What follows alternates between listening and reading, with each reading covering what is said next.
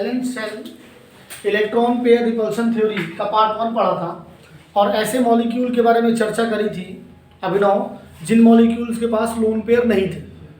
सीधे सीधे बात करी थी AB2 type, AB3 type, AB4 type, AB5 type, AB6 type, AB7 type. और इन सभी मॉलिक्यूल्स में क्या था कि लोन पेयर की अवेलेबिलिटी नहीं थी।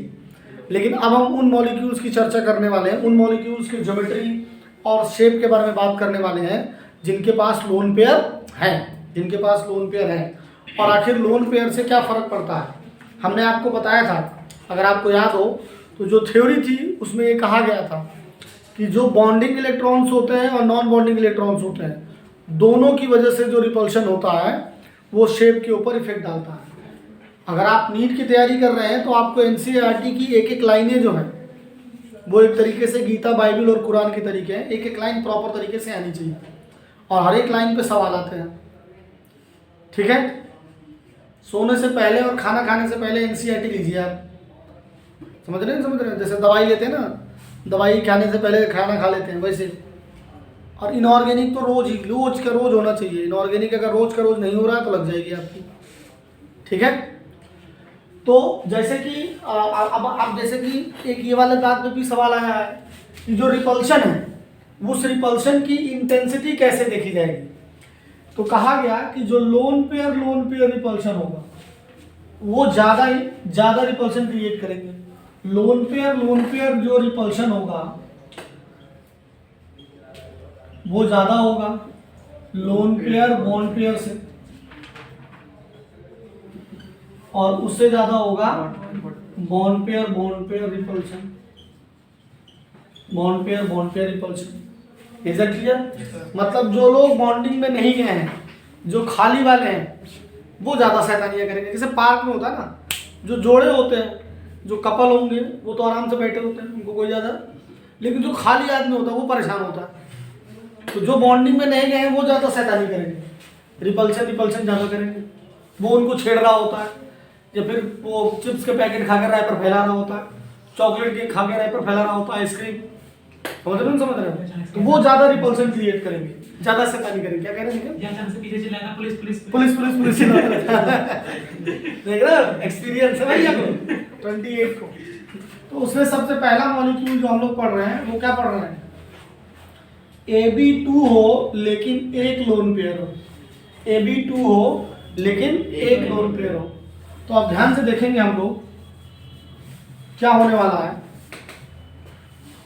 कि जैसे कि अगर आपको याद होगा तो जब केवल AB था, जब लोन पेयर नहीं था, तो जो शेप थी वो क्या थी? लीनियर थी। अब हमारे पास इसके पास एक लोन पेयर भी है और हमने बताया कि जो भी लोन पेयर होगा या बॉन्ड पेयर, ये हमारे बॉन्ड पेयर है, ये हमारे बॉन्ड पेयर है और ये हमारा क्या है? लोन पेयर है। तो इनके और इनके बीच में सुशील जो रिपल्शन है वो लोन पेयर बॉन्ड पेयर का है। इनके और इनके बीच में जो रिपल्शन है लोन पेयर बॉन्ड पेयर क्या है? क्योंकि this is lone pair and this is bond pair. लेकिन इन दोनों के बीच में जो रिपल्शन है वो क्या है? बॉन्ड पेयर क्या है? और अभी भी बताया कि लोन पेयर बॉन्ड पेयर ज्यादा बड़ा होता है बॉन्ड पेयर बॉन्ड पेयर। तो ये जो ऊपर वाले फोर्सेज जो दिख रहा है, जो आपको ये वाला जो है फोर्स है, तो इनको क्या कर देगा? दबा देगा, नीचे कर देगा, क्योंकि ये फोर्स जो है ये वाला डोमिनेट कर रहा है। तो जो शेप हो जाएगी वो कुछ इस तरीके से हो जाएगी, लाइक दिस। जो शेप हो जाएगी कुछ इस तरीके हो जाएगी और इस शेप को हम लोग क्या कहते हैं? बेंट शेप कहते हैं। क्या कहते हैं? बेंट शेप कहते हैं। क्या कहते हैं? Bent shape. इसका एग्जांपल क्या होगा? सबसे अच्छा एग्जांपल है O3। और क्या होगा? SO2 क्या हो जाएगी? SO2। अगर तुमको O3 का स्ट्रक्चर नहीं याद है तो तुम कहीं कह रहे हो इस देश में, चले जाओ कहीं और, देखो लाइक दिस, माइनस। इसके बाद देखो एक लोन पेयर है और दो बॉन्ड ही होगा, क्योंकि ये तो घूम ही रहा है ऑलमोस्ट। तो इसकी शेप क्या होगी? इसकी शेप जो होगी क्या होगी? बेंट होगी। इसकी शेप क्या होगी? Bent. Is that clear not? ठीक है, ठीक है। और क्या कह रहे थे? जैसे दूसरा हो जाए, दूसरा हो गया आपका AB2LP2, AB2LP2, AB2LP2 जो है वो बहुत ज़्यादा इंपॉर्टेंट है, बहुत ही ज़्यादा। देखो कैसे भैया, तो अब जो रिपल्शन होगा मैं सीधे सीधे बना रहा हूँ, तो ये जो बी जो होंगे वो ज़्यादा दबे हुए होंगे कंपैरिजन को पुराने वाले क्योंकि अब यहाँ पर लोन पेयर 2 आ गए हैं। अगर मैं ऑर्बिटल में लोन पेयर को दिखाऊं तो कुछ ऐसे दिखाऊंगा, ठीक बात है। और ये LP और ये भी है LP और ये है BP, बॉन्ड पेयर और बॉन्ड पेयर। अब देखो क्या होता है कि यहाँ जो होगा वो क्या होगा, लोन पेयर रिपल्शन होगा। यहाँ जो होगा वो क्या होगा, lone pair bond pair repulsion होगा। यहाँ भी lone pair bond pair repulsion होगा।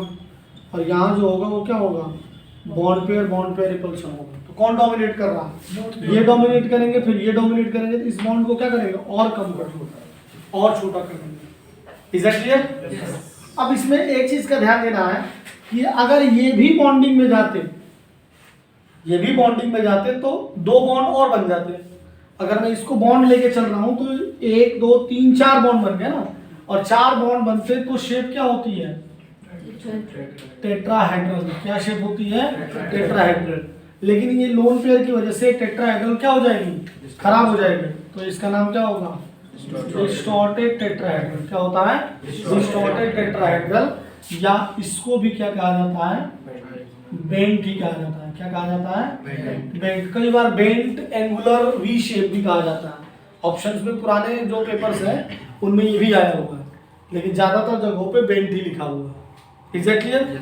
अब अगर 4 बॉन्ड होते और टेट्राहेड्रल शेप होती, अगर मान लीजिए थीटा एंगल है, तो 4 बॉन्ड के लिए एंगल क्या होना चाहिए था, 109 डिग्री 28 मिनट। लेकिन ये थीटा जो है इस रिपल्शन की वजह से बहुत छोटा होगा, काफी छोटा होगा, 109 डिग्री 28 मिनट से। अगर आप एग्जैक्टली भव्य पता करना चाहते हैं तो आपको इसके लिए क्या करना पड़ेगा, एक्सपेरिमेंट्स के थ्रू करना पड़ेगा, क्योंकि बॉन्ड एंगल एक ऐसा कॉन्सेप्ट है जो कि एक्सपेरिमेंट से पता चलता है। लेकिन हम अनुमान लगा सकते हैं कि 109 डिग्री से थोड़ा कम हो। जैसे इसका सबसे अच्छा एग्जांपल क्या है, इसका सबसे अच्छा एग्जांपल है H2O, H2S। ऑक्सीजन का एटॉमिक नंबर 8 होता है 26। तो ऑक्सीजन के वैलेंस इलेक्ट्रॉन कितने हैं, 6 हैं। ऑक्सीजन के वैलेंस इलेक्ट्रॉन 6 हैं। तो आप देखोगे कि ऑक्सीजन हाइड्रोजन से तो 2 बॉन्ड बना लिया है, लेकिन इसके पास 2 लोन पेयर बचे हुए हैं। तो इसकी शेप क्या होती है, इसकी शेप होती है बेंट। अब अगर इसके बॉन्ड एंगल की बात करें तो bond angle much less than होगा 109 डिग्री 28 मिनट में। और हमें पता भी है कि थीटा की वैल्यू क्या होती है, 104.5 डिग्री, 104.5। तो वाटर का शेप क्या होता है, बेंट होता है। वाटर का शेप क्या होता है, बेंट।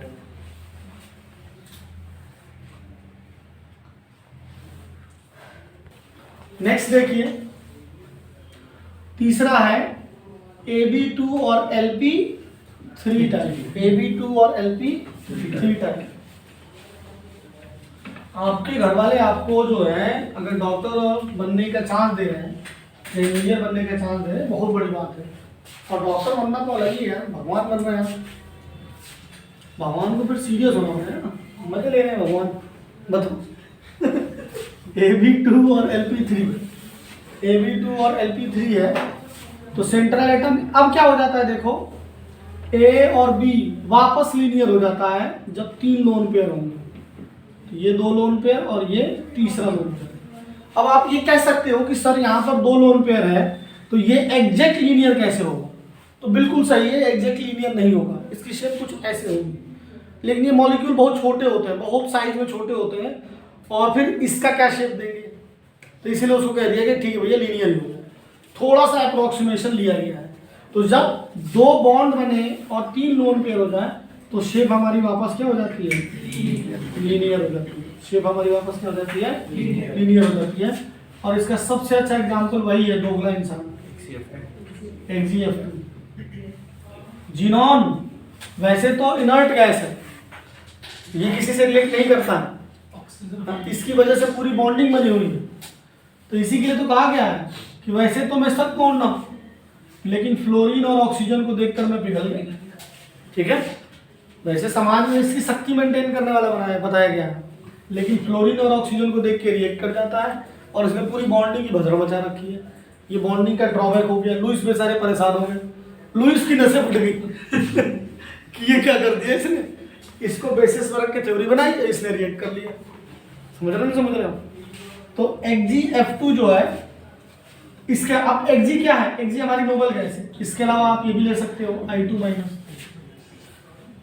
Xg हमारी नोबल गैस है, तो नोबल गैस के आउटर मोस्ट में कितने इलेक्ट्रॉन होते हैं भाई? 8 होते हैं, क्योंकि थ्योरी ही ऑक्टेट रूल की थी। तो 8 में से 2 ने तो बना लिया ये बॉन्ड और 3 लोन पेयर बच गए सुशील। अब ये सवाल जेईई मेंस से पूछा गया कि number of lone pairs in this molecule, बताइए कितने हैं? कितने लोन पेयर है? सुशील को बताने दीजिए। 3। कितने लोन पेयर है? बस 3। सब ने 3 ही करा था। 2, लेकिन फ्लोरीन के छोड़ दिया था, लग गई थी वहीं पे। तो इसमें टोटल लोन पेयर कितने हैं? 9। टोटल लोन पेयर कितने हैं? 9।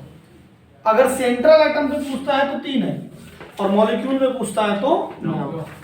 तो इस वाले कंडीशन में कोई भी मॉलिक्यूल होगा उसमें लोन पेयर 9 ही होंगे, क्योंकि अगर ये आई जो है अगर लीनियर शेप ले रहा है 3 लोन पेयर के साथ, तो आई को जिनोन के जैसा बनना पड़ेगा। और जिनोन के जैसा बनने का मतलब ये नहीं होता है कि उसके एटॉमिक नंबर को जिनोन के बराबर होना चाहिए, वैलेंस इलेक्ट्रॉन 8 हो जाना चाहिए। या are you getting something what I am trying to say? समझ में आ रही बात? वेल I2 माइनस का स्ट्रक्चर देखा, मतलब वही बात समझा रहा हूँ, पूछ भी वही लिया सीधा बेइज्जती। समझ में नहीं आ रहा। हाँ ठीक है, मैं एक्टिंग कर रहा था समझने की, अब तुम बता दो। बहुत समझा लिया तुमने।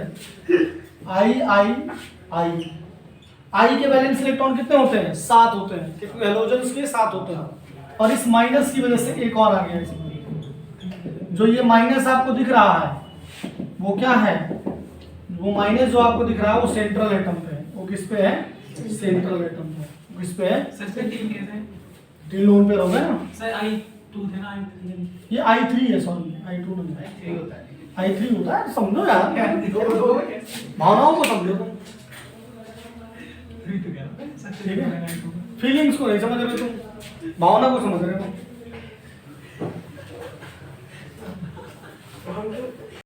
अब AB2 का खत्म हो गया, अब हम लोग को पढ़ना है AB3LP। और इसका सबसे इंपॉर्टेंट मॉलिक्यूल कौन सा है? NH3। सबसे इंपॉर्टेंट मॉलिक्यूल है NH3। और NH3 और वाटर का कंपैरिजन बहुत पूछा जाता है पेपर में। सर NF3 का ही पूछा जाता है। NF3 और NH3 का तो पोलैरिटी पूछा जाता है, जो हम लोग चर्चा कर चुके हैं। बॉन्ड एंगल पे चर्चा या शेप पे चर्चा होती है इसमें। कैसे है? Will do. तो जैसे कि मान लीजिए कि ये 3 बॉन्ड तो पूरे बन गए और एक लोन पेयर कुछ ऐसे आ गया, तो इसकी शेप क्या होती है? इसकी शेप होती है ट्राइगोनल पिरामिडल। Trigonal pyramid. ये इकलौता केस है जहां लोन पेयर से पिरामिड बन रहा है। याद करने का तरीका बता रहा हूं, अदरवाइज कहीं भी लोन पेयर से पिरामिड नहीं बनेगा। याद रखना इस बात को। जैसे इसका सबसे इंपॉर्टेंट मॉलिक्यूल है सुशील अमोनिया। अब एक चीज और देखो, इसमें भी 1 2 3, अगर ये बॉन्ड बनता तो 4 हो जाता, तो इसकी शेप ये भी कही जाएगी, that is distorted tetrahedral. Distorted tetrahedral क्या हो जाएगी? Distorted tetrahedral. जैसे NH3, जैसे NF3, जैसे कि PH3 एक्सेट्रा। अब क्वेश्चन में ये पूछा जाता है, अब इसमें देखो अगर बॉन्ड एंगल की बात करें, ये थीटा है, तो इसका भी बॉन्ड एंगल थीटा जो होगा वो 109 डिग्री 28 मिनट से कम होगा, लेकिन जो 2 लोन पेयर वाले केस से ज़्यादा होगा। ये क्वेश्चन पूछा जाता है आपसे कि ammonia and water, NH3 and H2O, दोनों का जो शेप है वो क्या है? डिस्टॉर्टेड टेट्राहेड्रल है। डिस्टॉर्टेड टेट्राहेड्रल है, लेकिन बॉन्ड एंगल डिफरेंट है। क्यों बॉन्ड एंगल डिफरेंट है? क्यों? ये सवाल कई बार आ चुका है। मेरे साथ मत नोट करो भाई, 28 पहले समझ लो। ये लोन पेयर हो गया, और अगर वाटर को कंपेयर करें तो 2 लोन पेयर होंगे। तो इसमें ये अगर बॉन्ड एंगल की बात करें तो बॉन्ड एंगल इसका ज़्यादा होता है, बॉन्ड एंगल अमोनिया का ज़्यादा होगा, किससे? वाटर से। अगर मैं इसे θ1 मानता हूँ तो आप देख रहे हो कि ऊपर जो है रिपल्शन क्या है? Lone pair bond pair repulsion, और यहाँ पे सारे रिपल्शन दिख रहे हैं, lone pair lone pair lone pair bond pair और बॉन्ड पेयर बॉन्ड पेयर। तो हमें पता है कि लोन पेयर रिपल्शन ज्यादा होता है, यहाँ रिपल्शन ज्यादा होगा, जिसकी वजह से ये जो रिपल्शन होंगे इस बॉन्ड को थोड़ा दबा देंगे। तो जो यहाँ पर θ2 दिख रहा है, जो वाटर के अंदर आपको θ2 दिख रहा है, वो θ2 मच लेस देन होगा 109 डिग्री 28 मिनट पे, और θ1 जो होगा सिर्फ लेस देन होगा 109 डिग्री 28 मिनट पे। अगर ये एरसेशन है तो ये रीजन है, क्योंकि लोन पेयर रिपल्शन ज्यादा होता है, lone pair bond pair repulsion and bond pair. और देखा गया एक्सपेरिमेंट करके कि इसके अंदर अमोनिया के अंदर 160 डिग्री होता है और वाटर के अंदर क्या होता है? 104.5 डिग्री होता है, कई लोग 105 डिग्री भी कई किताबें कहती हैं। तो सिंस वाटर के अंदर lone pair repulsion, bond pair repulsion और लोन पेयर सारे हैं, और इसके अंदर सिर्फ लोन पेयर और बॉन्ड पेयर है। तो लोन पेयर रिपल्शन ज्यादा होने की वजह से जो वाटर का एंगल होगा वो थोड़ा कम होगा, क्योंकि वो ज्यादा दबा देंगे ऊपर से, और इसमें थोड़ा ज्यादा होगा। Is that clear? जैसे कि बॉन्ड एंगल पे एक सवाल पूछा गया है, देखो इधर कि बताइए कि अमोनिया, वाटर, BF3 और CH4 इनमें से किसका बॉन्ड एंगल ज्यादा होगा? बॉन्ड एंगल किसका ज्यादा होगा? BF3 का, फिर इसका सबसे कम होगा किसका? वाटर का। अब ये मैं 2-3 दिन से डिस्कस कर रहा हूँ। BF3 में कितना डिग्री का एंगल है? 120 डिग्री। इसमें कितना है? 109 डिग्री 28 मिनट, क्योंकि इन दोनों को कंपेयर इसके बेसिस पे कर रहे हैं। इसके में अभी आया 160 डिग्री, इसमें आया 104.5 डिग्री। ये सवाल सीधे पूछा गया है कॉम्पिटिटिव एग्जाम्स में। Is that clear? अगला समझते हैं। सवाल दो ना, आयन वाला कैसे बताऊं? आयन के आने से एक इलेक्ट्रॉन सेंट्रल एटम में आ जाएगा या चला जाएगा, उसके हिसाब से टाइप बदल जाएगी। जैसे कि हाँ देखो अच्छे से समझो, जैसे NH3 की बात करूं और NH4 प्लस की बात करूं, NH3 की बात करूं, NH4 प्लस की बात करूं, तो NH3 के पास एक लोन पेयर है, इसके पास लोन पेयर नहीं है, तो बॉन्ड एंगल इसका ज्यादा होगा, क्योंकि ये बन गया sp3 हाइब्रिडाइज, लेकिन sp3 हाइब्रिडाइज बना है लेकिन लोन पेयर नहीं है, तो इसके ऊपर 109 डिग्री 28 मिनट हो गया, और ये अभी भी 160 डिग्री है, क्योंकि इसका लोन पेयर इफेक्टिव। इसके पास 2 इलेक्ट्रॉन एक्स्ट्रा थे, एक चला गया और एक के साथ बॉन्ड पड़ गया, तो अब इस नाइट्रोजन के पास कोई लोन पेयर नहीं है और इस नाइट्रोजन के पास लोन पेयर है। समझ रहे बात को आप? तो अगर मान लो माइनस आ जाता तो माइनस के आने से एक एक्स्ट्रा इलेक्ट्रॉन आ जाएगा, जैसे कि BF4 है ये वाला, तो एक्स्ट्रा इलेक्ट्रॉन आ जाएगा तो बॉन्ड एंगल इसी घट गई, ये बन गया इसके बराबर।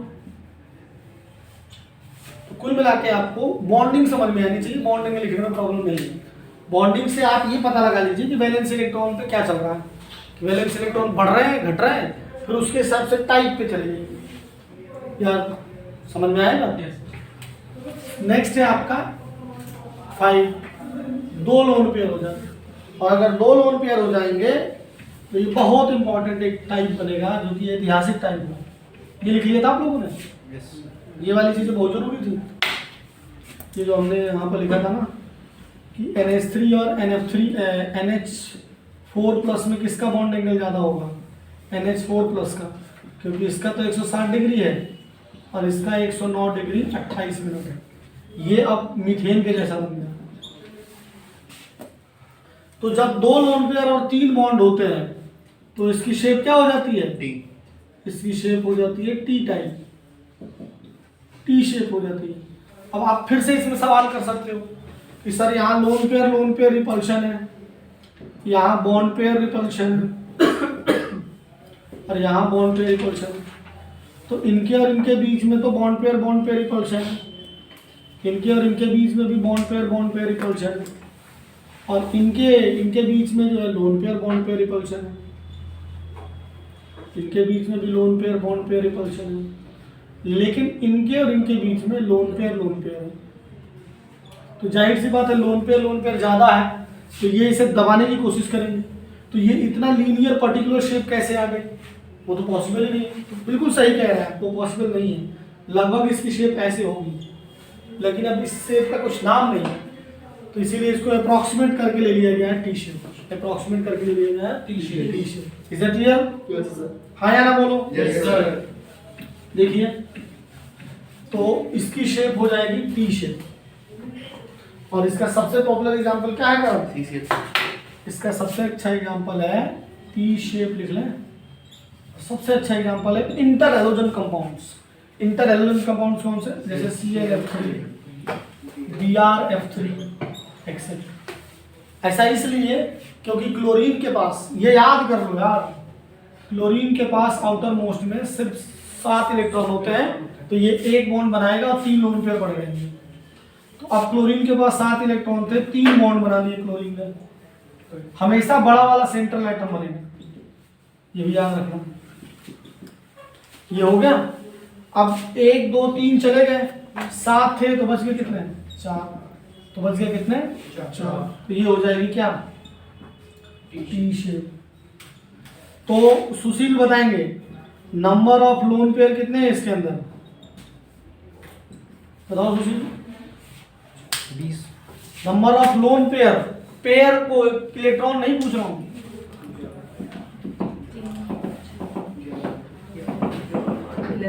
तो हर एक फ्लोरीन के पास 3 है, तो 3 3 का 9, 10 11। ठीक है, टोटल लोन पेयर कितने हैं? 11। टोटल लोन पेयर कितना है? 11। हैलोजन्स होते हैं फ्लोरीन, क्लोरीन, ब्रोमीन और आयोडीन। इसीलिए पीरियोडिक टेबल का ज्ञान होना बहुत जरूरी है, कि पीरियोडिक टेबल में we should have to know that fluorine is a representative element of halogen compounds. तो फ्लोरीन की जो बॉन्डिंग है, वैलेंस इलेक्ट्रॉन है, वही सभी में होगी, and bonding valence electron will going to participate in bonding. You should have to remember this. Is that clear? Note करो। तो सवाल है क्या? लिखे देखिए, नेक्स्ट है आपका AB4LP। AB4LP हटा दो। AB4LP में क्या होगा? कौन सा शेप होगा बताओ भाई? सीसॉ। क्या होगा? Seesaw. B B B B और एक लोन पेयर। तो ये दिख रहा है ना शीशो, यहाँ पे एक बैठा हुआ है बच्चा, यहाँ पर और घूम रहा है ये। और इसका सबसे पॉपुलर एग्जांपल क्या है? SF4। सल्फर जो होता है वो होता है 16, 2 8 18 6। ज़्यादा नहीं हो गया? ज़्यादा ही बना, ये 6। तो इसके वैलेंस इलेक्ट्रॉन कितने हो गए? 6। और जैसे नॉर्मल, अब जैसे हमारे गांव का कोई बच्चा होता है, उसको पता है कि सर सल्फर तो ऑक्सीजन फैमिली का है, उसके वैलेंस इलेक्ट्रॉन 6 हैं। एक आध ज़्यादा लोग पता है कि ये 2 8 चल रहे ये 2 8 करते रहते हैं। सिंपल बात है, उस से टी को, अब इन सभी में वैलेंस इलेक्ट्रॉन कितने होंगे? 6 होंगे। इन सभी वैलेंस इलेक्ट्रॉन कितने होंगे? 6 होंगे, क्योंकि ऑक्सीजन में 6 है, सभी ऑक्सीजन परिवार के सदस्य हैं। और इनको इस परिवार में रखा इसलिए गया क्योंकि इनके पास 6 इलेक्ट्रॉन है। अगर वैलेंस इलेक्ट्रॉन सेम नहीं होता तो परिवार में रखा ही नहीं जाता। तो सल्फर के पास वैलेंस इलेक्ट्रॉन 6 है, तो 4 तो बॉन्ड बना लिए, हम एक लोन पेयर बना लिए। तो इसका शेप क्या हो जाएगा? इसका शेप हो जाएगा शीशो। क्या हो जाएगा? शीशो।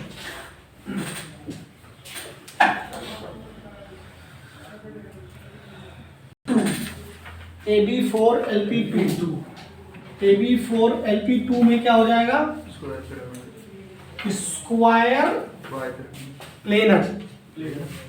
देखें इधर, ये बन गया स्क्वायर, बी बी बी और एक और बी, ये सब के सब स्क्वायर पे होंगे, और एक लोन पेयर ऊपर होगा और एक लोन पेयर नीचे। इमेजिन करिए। लेकिन अब ये हैरी पॉटर वाला बोर्ड तो है नहीं कि घूमता हुआ दिखाई देगा। तो ये जो साइड में दिखाए गए हैं, एक ऐसे बाहर बना हुआ है और एक अंदर बना हुआ है। Is it clear? मैंने अभी भी कहा था अमोनिया वाले केस को छोड़कर किसी भी केस में पिरामिड से, लोन पेयर से पिरामिड नहीं बनता। तो ये सारों के सारों आपस में क्या है, सिंपल स्क्वायर पे है। तो स्क्वायर, और स्क्वायर में सारे एक ही प्लेन में होते हैं, तो प्लेनर, स्क्वायर प्लेनर क्या हो जाएगा, स्क्वायर प्लेनर। और इसका सबसे अच्छा उदाहरण क्या है, ये वही दोगला आदमी जिसने पूरी ऑक्टेट रूल की लगा रखी है। इसने बोल रखा था कि नहीं पिघलेगा और पिघल गया फ्लोरीन और ऑक्सीजन को देखकर। अभिनव, तुम्हारी बायोपिक तो नहीं लग रही है? जिनॉन की रिएक्शन, जिनॉन के पास 8 इलेक्ट्रॉन है क्योंकि ये नोबल गैस है, तो 4 तो बॉन्ड बना लिए गए जी साहब, और चारों के चारों इस पे और लोन पे लग गए। ये लोन पे लग गए। सर उसकी नील बाटलेट की नसें फट गई। नील बाटलेट की नसें फट गई। हाँ, नील बाटलेट की नसें फट गई।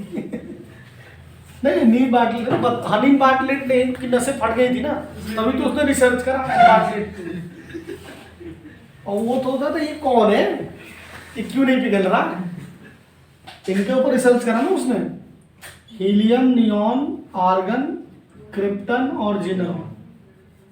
तो इनके ऊपर रिसर्च करने के बाद उसने देखा, इसके बारे में उसने सुन रखा कि ये लोग कुछ भी हो जाए बिल्कुल नहीं पिघलते, सख्त लौंडे हैं, इनर्ट गैसेज हैं।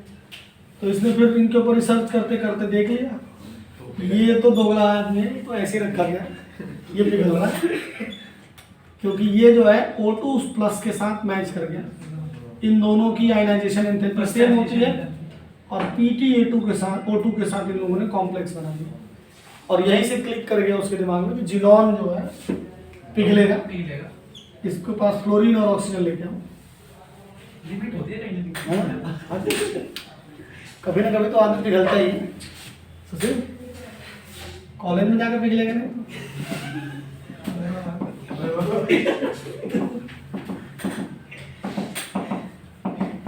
बरुआ में तो छोड़ो ही हटाओ। तो नंबर ऑफ लोन पेयर कितने होंगे सुशील? 12 2 14। 4 तिहाई 12 और 2 14। ये याद रखिएगा, ये जेई मीन्स में ज्यादा सवाल आता है, इंटीजर टाइप में बहुत पूछा जा रहा है। आपको ये पूछेंगे, सब कुछ जानना चाहते हैं वो एक ही बच्चे से, सब कुछ उसको आना चाहिए, वो लोन पेयर भी काउंट कर ले, वो शेप भी बता दे, सब कुछ जानना चाहते हैं। ये सवाल बहुत पूछा जा रहा है जेई मीन्स में खास करके।